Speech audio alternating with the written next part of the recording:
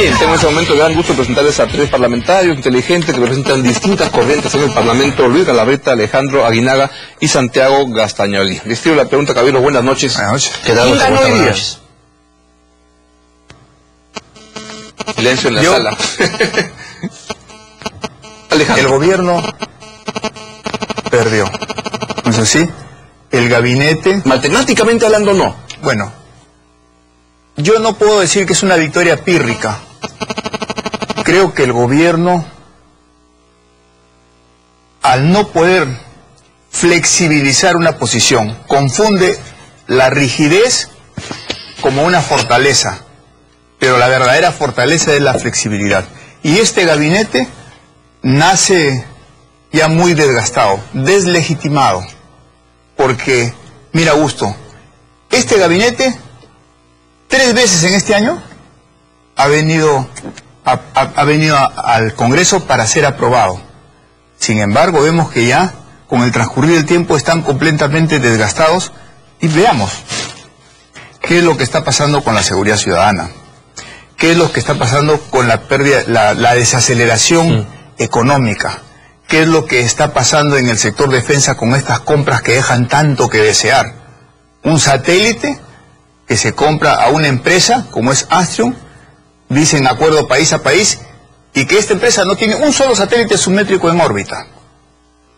Lo que pasa en energía y minas, ya una conducta que podría pues llamarse delictiva como consecuencia de que el ministro representa pues a una empresa de Interoil y que su secretario general, cuando era secretario técnico de la OEFA, le perdona una deuda de 5.200.000 soles, luego pasa a ser secretario, de ganar 8.000, pasa a ser secretario general del Ministerio de Energía y Minas. El Perú va a un arbitraje y los abogados cuestan $377.000, lo gana. El caso de Interoil. Lo gana y sin embargo el ministro saca una resolución prolongando el contrato. Eso no solamente es conflicto de interés, yo creo que es conducta dolosa, y esta carga, esta mochila pesada... Eso va a llevar a la interpelación que le van a hacer. No solamente a la interpelación, tiene que ir a una censura, salvo que el gobierno reaccione y lo cambie y evite una interpelación. Entonces, tú eres representante de los que votaron hoy por el no. Yo he votado en rojo. Pero perdiste, pero crees que el que perdió fue el gobierno. El que perdió es el gobierno. Aquí nadie va a festejar este triunfo. Claro. Han tratado de hacer una cortina de humo con la captura del señor Olortegui, ¿no es cierto?, en la tarde, pero no les ha funcionado tampoco. A ver qué pasa. Vamos entonces con los que votaron por la abstención. Lucho Galarreta, ¿por qué se abstuvieron y quién crees que ganó el día de hoy?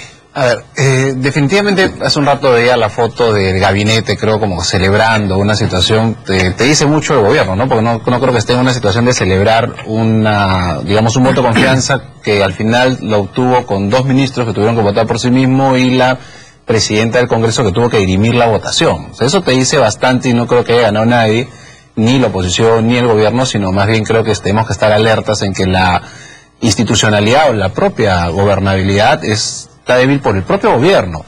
La abstención es muy simple, porque algunos... ¿Por qué el PPC se abstuvo en esta votación? El PPC-APP, no es que quiera cargar a APP, pero nuestros colegas de APP, la bancada, dicen, bueno, menos mal que solamente hablan del PPC, no sé si bien o mal, pero hablan solamente ellos y creo que somos 7 congresistas. Bueno, obviamente cada uno se ha reunido con su partido político. Nosotros hemos tenido una reunión ayer con el presidente del partido, con Raúl Castro, algunos de los parlamentarios, pero de un comienzo dijimos que nosotros no confiamos en el gobierno. Y...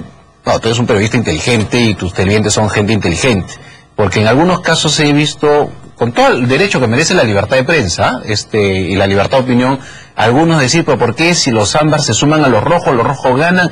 O sea, bueno, porque ustedes querían abstenerse, que es un tipo de voto. Digamos, queda muy chato el análisis, ¿no? Es decir, pero mira, 7 más tanto, es que la posición es ¿qué están diciendo y qué dices tú y qué dices tu partido cuando se abstiene? ¿El mensaje que transmite cuál es? El mensaje es, nosotros no confiamos en el gobierno, pero el gobierno tiene que llegar a buen puerto en el 2016. Es decir, nosotros, y es legítimo los que han votado también en rojo, nosotros no tenemos que estar ni por los que creen en el gobierno, porque no creemos, hemos perdido confianza en el gobierno, ni con los que consideran que no está mal para el país que se caiga un gabinete. O sea, nosotros no creemos en el gobierno y por eso no le hemos dado voto de confianza y no le vamos a aprobar varias cosas seguro, pero tampoco consideramos que eso nos lleva necesariamente a pensar que estamos en una situación como para tumbarse un gabinete, otro gabinete, convocar elecciones. O sea, no se trata de si tenemos temor o no a eso. Creo que el país es más, vale más, o los ciudadanos, hoy día la situación de los próximos meses es más importante que la verdad que el gabinete en sí. Entonces vamos de la luz roja a la luz ámbar, ahora la luz verde. ¿Y qué pasó con Kenji? Si Kenji hubiera ido, ganaban. Así es, lo que pasa es que no, la verdad que no se tenía programado que se iba a llegar pues a una tercera votación. Él tuvo que viajar porque estaba gestionando unas donaciones ahí en Japón, ¿no? La luz verde. ¿Cuál es la sensación que tienen en el gobierno? ¿Creen que es un triunfo? ¿Cómo lo interpretan, Santiago? Yo creo particularmente que acá el gran vencedor ha sido el país. ¿Y por qué te lo digo? Porque creo que se ha recuperado justamente la tranquilidad. Había mucha impaciencia, había cierta incertidumbre. Yo no hablo de crisis, porque no había crisis. Eso sería ser exagerado. Pero sí había cierta incertidumbre en los agentes económicos. Y cuando hablamos de agentes, no solo nos referimos a los grandes inversionistas, sino nos referimos a los consumidores, a quienes quieren comprar una casa, a quienes quieren comprar un carro, a los pequeños empresarios, a los que han decidido de repente, digamos, ampliar sus negocios o de repente poner un negocio. ¿Tú crees que si comprar una casa, estoy diciendo, caray, le darán el voto a la señora Jara? Yo creo que sí, porque acuérdate que cuando ganamos nosotros en la segunda vuelta se generó una incertidumbre, ¿no? Entonces, siempre las medidas políticas de alguna u otra manera afectan al tema económico porque todavía no somos un país institucionalizado. Ya cuando, digamos, tengamos instituciones fuertes, yo creo que podemos, digamos, desdoblar lo económico de lo político. Pero mientras tanto, mientras todavía estén, digamos, encubrado, yo creo que aquí el gran ganador, digamos, ha sido el país. Y también eso también representa para nosotros retos y compromisos, ¿no? Por ejemplo, tenemos que afrontar de manera inmediata este tema de la huelga médica, que tiene que resolverse sí o sí en las próximas horas o de repente en los próximos días. Tenemos el compromiso justamente de la suspensión de los aportes obligatorios de los independientes. Tenemos que hacer ajustes en el gabinete. Yo particularmente creo que hay que hacer ajustes. Y además, si ahí... ¿Mayorga debe irse o no? Mira, no sería elegante por parte mía, digamos, decir quién se va o quién se queda. Yo creo que esa es una función que le corresponde decir al presidente conjuntamente con la primera primera ministra, ¿no? Ellos dos tienen que ponerse acá le confunden los roles. Yo creo que acá tiene que ser justamente la ministra Jara con el presidente, hacer los ajustes. ¿Por qué? Porque acuérdate que tampoco nosotros siempre hemos sido sensibles cuando nos han pedido cambios ministeriales. Un poco para hacer un poco de recuento, hacer un poco de historia. Acuérdate el problema que tuvo Mocha García Naranjo en Cajamarca. Sí. Se presentaron los problemas, tuvo que renunciar. El problema que se suscitó con los pioneritos, renunciaron 2 ministros, el de Defensa y el de Interior. Los problemas que se suscitaron con este resguardo ilegal a la casa de Óscar López Meneses. Muy bien, porque cuando preguntabas por Kenji, ojo que también a veces, y la mesa lo maneja así, va poniendo fechas donde ellos tienen cuando uno ha pedido licencia, entonces más o menos calcula hasta fuera fulano, sultano y pum, ponen fecha. O sea, eso es un tema de cálculo. Pero yo lo que sí te quería comentar era eso, justo lo que ha hecho Castañoli, porque mucha gente decía los 7 ámbar más rojo, pero ese sería un cálculo mezquino. Es decir, nosotros vemos la pantalla y por convicción decimos, nosotros no queremos este gobierno, pero tampoco estamos de acuerdo de la actitud que ha tenido el gobierno porque no ha hecho ningún cambio. No sé si tú, por lo menos nosotros no vimos ningún gesto. Claro. Ahora, ¿sabes qué involucra ese gesto? Que nosotros demos una excusa.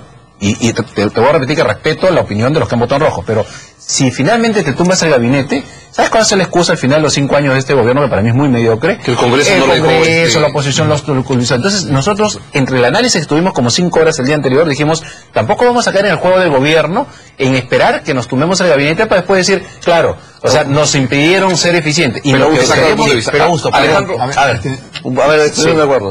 Alejandro.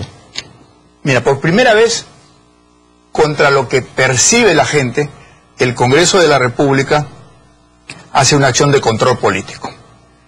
Las 2 votaciones en ámbar le estaba dando una señal al gobierno. Sí. Oye, corrige, aquí hay situaciones que ya no dan más, amerita que sean corregidas. Ya lo hemos dicho, ¿no? el problema del ministro de Energía y Minas, el problema de salud, el problema de las compras de defensa, la desaceleración, la desaceleración económica, la seguridad ciudadana. Entonces corrige. Pero ¿qué pasa? Se generan situaciones de emergencia con el mismo gabinete y de emergencia ponen a una primera ministra.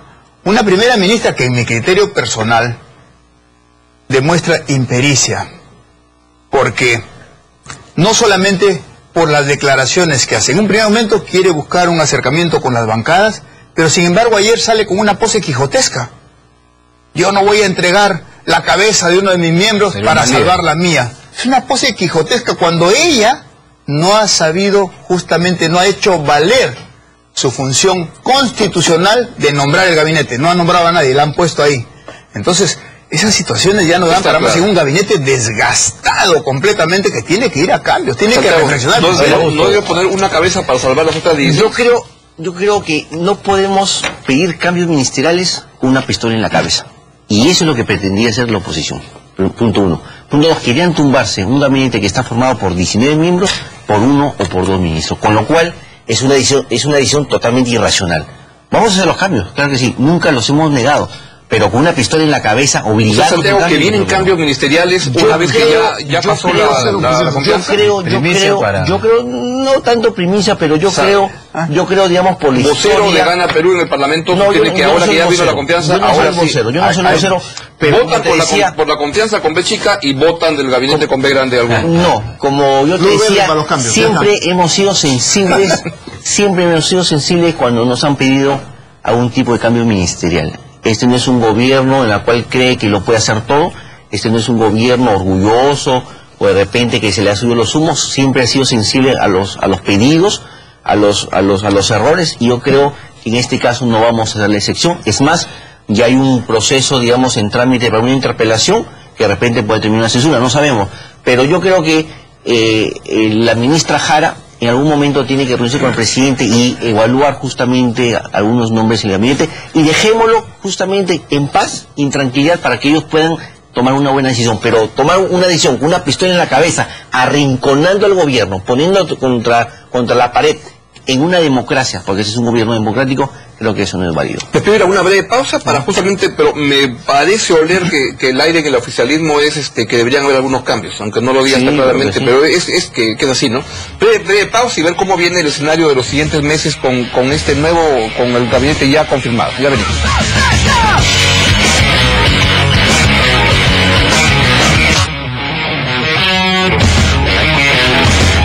Bien, estamos conversando con Luis Galarreta del PPC y de la bancada PPC-APP, Alejandro Aguinaga de Fuerza Popular y Santiago Gastañoví de Gana Perú. Creo que lo que nos va quedando es que ya pasó la confianza, hay sensaciones diferentes de quién ganó, quién perdió, pero como que se requieren algunos ajustes a partir de ahora, ¿no? De hecho, tú querías hacer una... Sí, no, yo no siento que digamos que el gobierno haya entendido todavía el mensaje, ¿no? Lo que yo te señalaba era para nosotros, cuando evaluamos y decidimos no dar confianza, es porque, por ejemplo, no solamente el caso del ministro Mayorga, por ejemplo, el caso del ministro Pulgar Vidal, es decir, ojo que las ONGs que mandan correos también es lobby, ¿no? Porque algunos solamente ven el lobby de empresa ministro, ¿no? Pero también hay lobby por otro lado, que al final el lobby tampoco es negativo siempre y cuando no exista corrupción de por medio. Pero por eso para nosotros es un tema de estilo de gobierno, escuchar al presidente Humala, y hoy día creo que también lo ha dicho Gastañoví, que no ha habido crisis cuando han tenido un gabinete en el limbo. O sea, es como que no empiezas a tener la lectura correcta de las cosas. Han ganado por un voto dirimente. Es decir, lo primero que tiene que llevar adelante, saben que, por ejemplo, tiene una fuerza política que nosotros no confiamos en este gobierno, pero que tampoco queremos caer en el juego del gobierno de tener excusas. Y lo que tendría que pensar, más allá del cambio ministerial, es el estilo de hacer las cosas. Es decir, ¿van a saltarse de nuevo las comisiones para meter los paquetes tributarios sin ningún cambio, sabiendo que, o sea, creyendo que ellos saben todo? ¿Van a poner, por ejemplo, al ministro Urresti de una vez en fila porque tiene un proceso que todavía no se ha visto, más allá de que resulte interesante y amigable para algún sector de la población, porque como no haya estado lo ven? Yo creo que es un estilo del gobierno y el propio presidente Humala no lo siento todavía con que reconozca que el gobierno necesita de aires más democráticos, ¿no? Santiago. Yo creo, insisto, en que nos ha faltado algunos temas, no somos necios, hay algunos errores y que tenemos que subsanarlo, por ejemplo el tema de los operadores políticos que hasta ahora no los tenemos y creo que eso es una falencia. porque a través de ellos justamente te permite acercarte con las otras fuerzas y también te permite comunicar, digamos, a la población lo que vienes haciendo, y creo que ahí tiene que haber una confluencia tanto el Ejecutivo como, digamos, el Congreso. Tenemos que apuntalar también ya internamente nuestro partido, tenemos que construir nuestro partido, porque el partido también es una suerte de resorte. Pues no, en la política también es importante, ¿no? O sea, ese es un tema interno nuestro que también tenemos que fortalecer. También los compromisos, hay que honrar los compromisos. Necesitamos, por ejemplo, más diálogo, y justamente la ministra Jara se ha comprometido de institucionalizar, digamos, el diálogo como un mecanismo, digamos, para solucionar los problemas que tenemos. Y me parece lo más importante que, si bien es cierto, es un gabinete que nace, digamos, un poco débil, pero tú también puedes irte legitimando en el ejercicio de la función pública. Si tú vas, digamos, cumpliendo con tus compromisos, si tú vas siendo eficiente, yo creo que también vas a recibir legitimidad social. Entonces, yo no veo, digamos, problema, digamos, que este gabinete haya, digamos, salido victorioso con voto, ¿no? Pero, les quería preguntar por lo que viene los siguientes 2 años. Y Alejandro, viniendo de un partido que, como se ve en las encuestas, me parece que ustedes tienen la candidata que por lo menos va a estar en la segunda vuelta, salvo que una metida de pata enorme, ¿no? Como van punteando las encuestas. Y hay una experiencia de gobierno, ¿no es así? El fujimorismo tiene una experiencia de gobierno. ¿Sabe la elección que viene? Como que a ustedes no les convendría más bien pisar pelota, que el escenario vaya más fluido estos 2 años. A nosotros lo que queremos es que el Perú retome la ruta del desarrollo. Por ejemplo, en salud no podemos estar paralizados, cuando tú sabes que la salud no es consecuencia del desarrollo, es condición para un desarrollo. Cuando escucho hoy día al presidente de la República decir, bueno, ya, volteamos la página y de acá para adelante vemos, es que más que voltear la página, presidente, yo le diría, analice la página. ¿Qué es lo que ha pasado? Usted trajo a un premier, es el tercer premier en este año, lo cual es una inestabilidad, pues, única en la historia del Perú, 3 premieres en un año. Bueno, por mí el lado positivo, capaz voluntad en él. Trajo al señor Villanueva, Desde perspectiva de una misma cosa, ¿no? Trajo al señor Villanueva, y cuando el señor Villanueva anunció que iba a hacer cambios, los ministros todos se iban donde la primera dama a decir, soy yo, no soy, ¿cómo va a quedar? Al final, ni llegó a actuar el pobre Villanueva, lo sacaron. Y lo sacaron no solamente de su presidencia regional.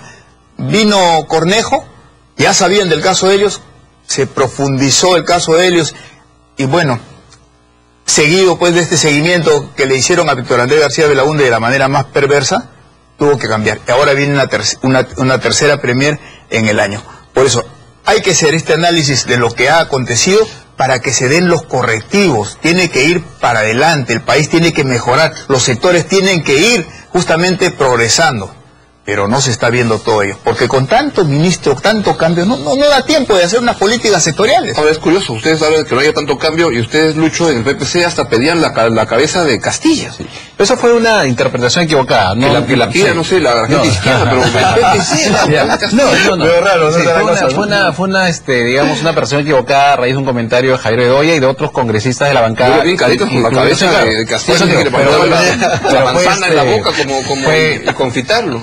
Lo que se dijo en algún momento, y me pareció extraño porque fue una reunión con la presidenta del Consejo de Ministros, Juana Jara, fue que en algún momento tal vez se necesita un recambio en el Ministerio de Economía, porque a diferencia de algunos empresarios que se jalan los pelos y se agarran a cabezazos, para nosotros no hay intocables y no hay superpoderosos. O sea, luego de 3 años hay reflejos, hay ayuda a ver las cosas distintas. Y más bien, lo que fue nuestro análisis, porque hemos también la confianza, es porque una de las cosas que algunos se equivocan es sostener como sea el tema con tal de que el tema económico, la libertad económica se maneje bien. Y eso ya lo hemos vivido en los 90. Es decir, nosotros como partido institucional no vamos a canjear libertad económica por ineficiencia o digamos, corrupción o temas en contra de la institucionalidad.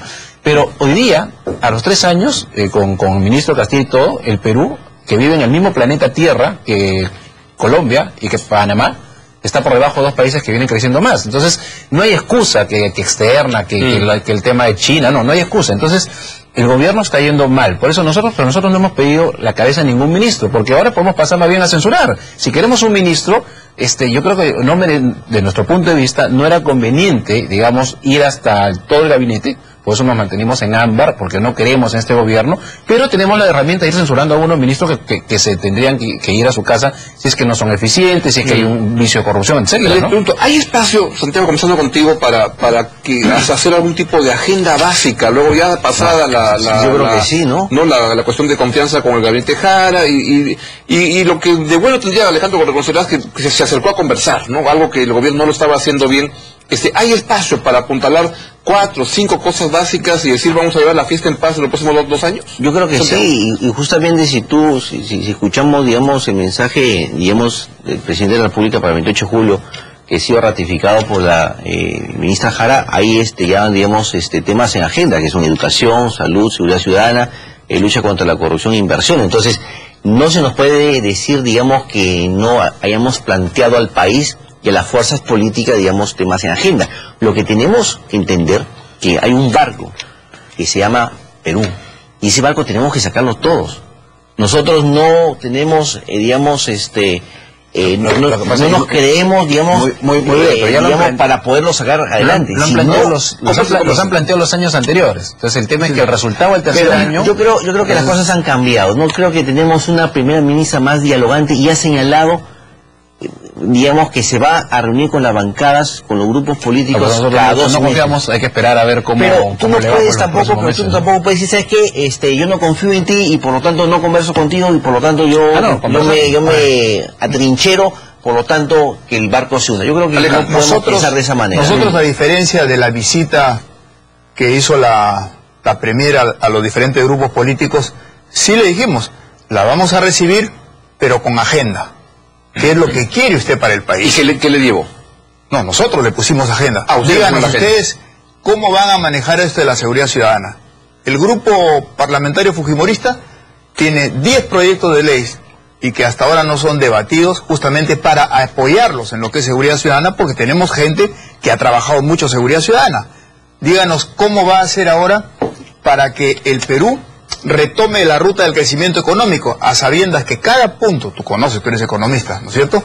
Cada punto del PBI que se disminuye, es un montón de empleos, son 160.000 empleos menos, son 140.000 personas menos que entran a la clase media. Entonces esta desaceleración es muy grave, y si usted quiere acelerar solamente con los fondos públicos y no generando una situación atractiva como la que ha tenido siempre el país para la inversión privada, pues no vamos bien. Entonces se le puso agenda, esto no era una reunión para tomar un té o que vayamos... Pero apostaría que les dijo lo que ya dijo Castilla, hemos aplicado estos paquetes, vamos a estar atentos a seguir aplicando más apenas se ajustamos. Y que justamente la presentación en el Pleno, Augusto, nosotros hemos sido muy claros. Esta no es una presentación donde aprobamos una amistad o una simpatía, es una presentación constitucional donde se aprueban las políticas de Estado. Y eso es lo que nosotros queremos siempre. Augusto, el crecimiento económico no se puede sostener a tasas de 7-8% si no hacemos reformas. Y las reformas para mí más importantes son, primero, diversificar la producción. No podemos quedarnos simplemente explotando minería. Segundo, instituciones. El Perú no tiene instituciones. Mira los problemas que tenemos en el Congreso, en los partidos políticos, en el Poder Judicial, en el Ministerio Público, en la Policía. O sea, sería, digamos, de locos pensar que el crecimiento económico se puede sostener y se puede mantener sin hacer reforma de instituciones. Y ahí creo que hay un tema pendiente y que lo tiene que hacer el Congreso de la República. Entonces si nosotros realizamos todos esos cambios, ahí podemos, digamos, pretender seguir creciendo a 7, 8, 9%. Pero no hablan de y además hay que hacer como si fuera el Congreso de Brasil o de Suiza, ese por eso lo están ustedes. Y justamente, yo creo que sí, pero siempre y cuando dejemos el pasado, debemos dejarnos de mirar el ombligo y mirar el futuro, porque es la única forma de sacar adelante nuestro país. Y además tenemos que, digamos, solo desburocratizando la administración pública no vamos a conseguir crecimiento de 7-8%, y además que tenemos una crisis internacional, digamos, que está afectando. En Europa este año va a crecer ¿cuánto? 1%. Estados Unidos va a crecer ¿cuánto? 2.3%. China, que estaba creciendo por el orden del 7-10%, va a crecer ¿cuánto? 7%. Entonces hay un efecto internacional, y si nosotros seguimos produciendo los commodities, nos vamos a mantener en cifras bajas de 4%. Se demoró un poquito en responder, ¿no? Pero que pudo haber enfrentado más rápidamente. Pero la desburocratización no es suficiente. Si no tienes instituciones que sostengan el crecimiento, eso no se convierte en desarrollo. Estabilidad jurídica. Hemos visto que la inversión minera está paralizada, porque aparte que le ponen requisitos medioambientales que son comparables pues a los de Canadá o Japón, y hemos visto el pleito que hay entre los ministros, ¿no? Pero ya cambiaron eso, lo señaló muy claro Lucho cuando habló del problema del ministro Pulgar en el ambiente, ¿no? Entonces, ahí tenemos que ir generando esta estabilidad jurídica que requiere el país para que vuelva a recuperar el atractivo de las inversiones. Jiménez convocó a un diálogo. El primer grupo que participó fue el PPC, con Luis Bedoya Reyes, Lourdes Flores, Raúl Castro, los 3 dirigentes. Villanueva convocó un diálogo, volvimos a participar. De esos diálogos que convoca el gobierno con entusiasmo, después quedan nada. Entonces, ¿por qué se pierde la confianza? Porque en el camino vemos que el gobierno simplemente es un diálogo de foto, no hay un tema realmente de tener las cosas claras. Nos dice, me veo Gastañaduy, se requieren reformas. Estamos al 3er año, sí, se requieren, pero no las han hecho. Entonces, al 3er año tú dices, yo ya no creo en esto. Y cuando lo han hecho, por ejemplo, Servir, fue con votos nuestros, que es impopular, pero que es necesario. Entonces, ¿tú crees que si el partido gobierno, en lugar de ser una mayoría donde tienes al líder de ese grupo, me refiero a Perú Posible, para sumar votos y blindar a ministros, y en lugar de eso convocas a partidos para hacer agenda, es decir, solamente necesito estos 4 temas, los votos del fujimorismo, del PPC, ¿tú crees que no va a haber partidos que se van a poner a disposición? Pero no existe eso. Entonces, teniendo mayoría para ganar mesas, la primera, el segundo año, el 3er año, pues yo la verdad veo una lamentable, o sea, todo eso tú dirías, pero ¿por qué se van a rojo? No, pues porque creo que mi país merece algo más que simplemente tumbarse a este gobierno. O sea, lo que merece es que este gobierno se dé cuenta, ahí sí hubiera ganado, ahí ganaría el Perú después lo hoy día, si el gobierno se da cuenta de los serios errores y tiene que terminar el 2016 como corresponde. Para eso se eligió hasta el 2016, no nos usen de excusa.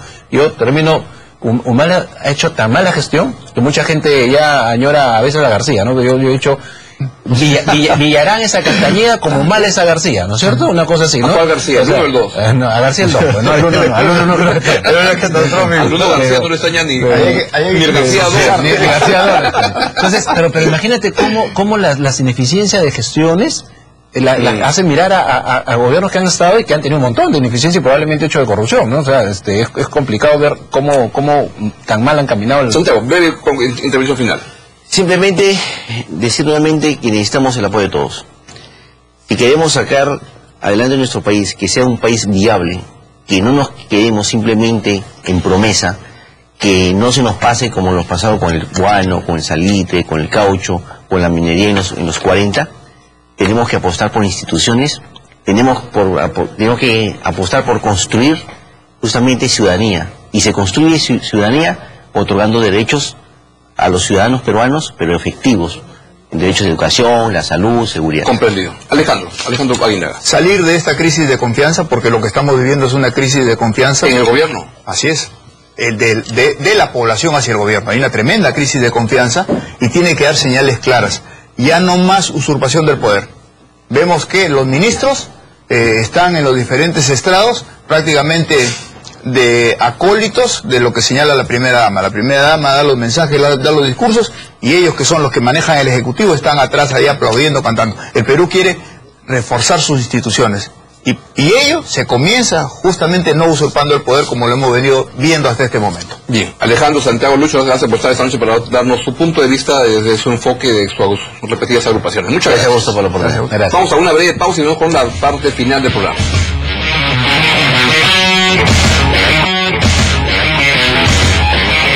Bien, llegamos a la parte final del programa, así que solo me queda decirles que se quedan con Ana Tegen dándole vueltas, que tiene un invitado que está metido en la campaña municipal, le está yendo bastante bien, la verdad. Vamos a ver cómo va avanzando.